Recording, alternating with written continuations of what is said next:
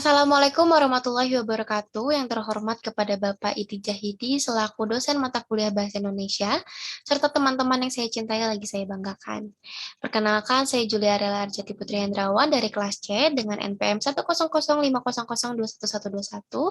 Saya di sini akan mempresentasikan hasil karya tulis ilmiah saya yang berjudul Perkembangan Fisik dan Kognitif pada masa kanak-kanak awal usia 2 hingga 6 tahun.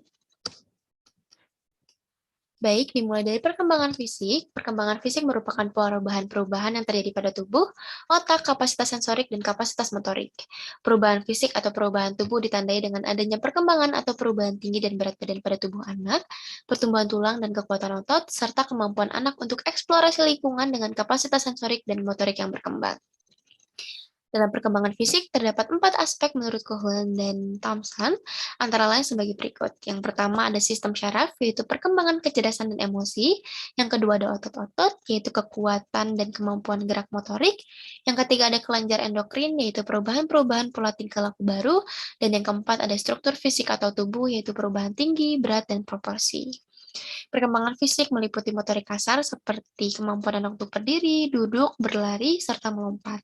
Dan motorik halus merupakan kemampuan otot-otot kecil atau anggota tubuh tertentu melakukan gerakan seperti kemampuan anak untuk menulis, menggunting, dan menyusun balok.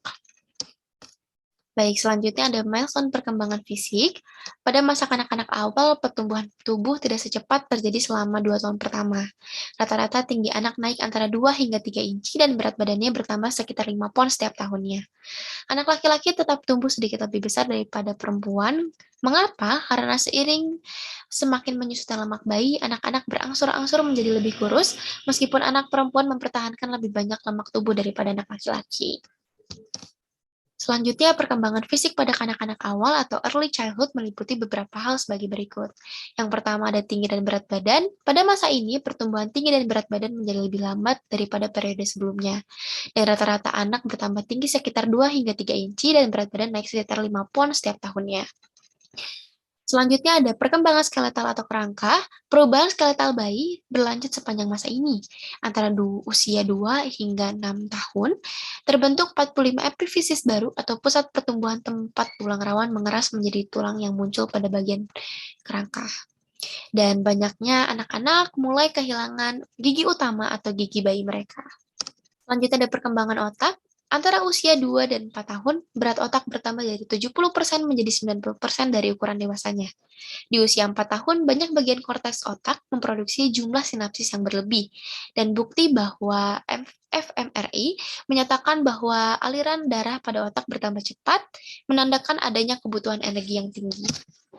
Secara struktur, otak terdiri di atas 3 bagian, yaitu brainstem, termasuk di dalamnya cerebellum, yang berfungsi sebagai pengontrol keseimbangan dan koordinasi. Yang kedua ada midbrain, yang berfungsi sebagai stasiun pengulang atau penyumbang dan mengkontrol pernafasan dan fungsi menelan. Yang ketiga ada cerebrum, yang berfungsi sebagai pusat otak yang paling tinggi, yang meliputi belahan otak kiri dan otak kanan. Baik, selanjutnya kita sampai di perkembangan kognitif. Perkembangan kognitif adalah kemampuan anak untuk melatih perubahan mental, berpikir, mengingat atau memori, menalar, dan bahasa. Kognitif anak pada usia ini adalah kreatif, bebas, dan fantastis. Imajinasi anak berkembang sepanjang waktu dan pemahaman mental mereka mengenai dunia menjadi lebih luas. Menurut Piaget, dalam tahap praoperasional, perubahan yang paling jelas terjadi adalah peningkatan luar biasa dalam aktivitas representasi atau simbolis. Piaget menyebutkan bahwa tahap perkembangan kognitif ini sebagai tahap operasi formal atau abstrak. Selanjutnya ada milestone perkembangan kognitif. Kemampuan kognitif adalah proses yang terjadi secara internal di dalam pusat susunan syaraf pada waktu manusia sedang berpikir. Baik, selanjutnya Piaget membagi perkembangan kognitif menjadi 4 fase, yaitu fase sensori motor, fase praoperasional, fase konkret, dan fase operasi formal. Yang pertama ada fase sensori motor, yaitu usia 0 hingga 2 tahun. Pada masa 2 tahun kehidupannya, anak berinteraksi dengan dunia sekitarnya, terutama melalui aktivitas sensoris, dan persepsinya terhadap gerakan fisik dan aktivitas yang berkaitan dengan sensoris tersebut. Selanjutnya ada fase praoperasional, usia 2 hingga 7 tahun, biasanya menggambarkan kognitif anak prasekolah sebagai praoperasional. Pemikiran praoperasional adalah periode penantian yang nyaman untuk menuju tahapan berikutnya, yakni pemikiran operasional konkret. Pada fase praoperasional, anak mulai menyadari bahwa pemahamannya tentang benda-benda di sekitarnya tidak hanya dapat dilakukan melalui kegiatan sensori motor, akan tetapi juga dapat dilakukan melalui kegiatan yang bersifat simbolis. Baik, selanjutnya ada fase konkret usia 7 hingga 12 tahun. Pada fase operasi konkret, kemampuan anak untuk berpikir secara logis sudah berkembang, dengan syarat objek yang menjadi sumber berpikir logis tersebut hadir secara konkret. Selanjutnya ada fase operasi formal 12 tahun hingga usia dewasa. Fase operasi formal ditandai oleh perpindahan dari cara berpikir konkret ke cara berpikir abstrak.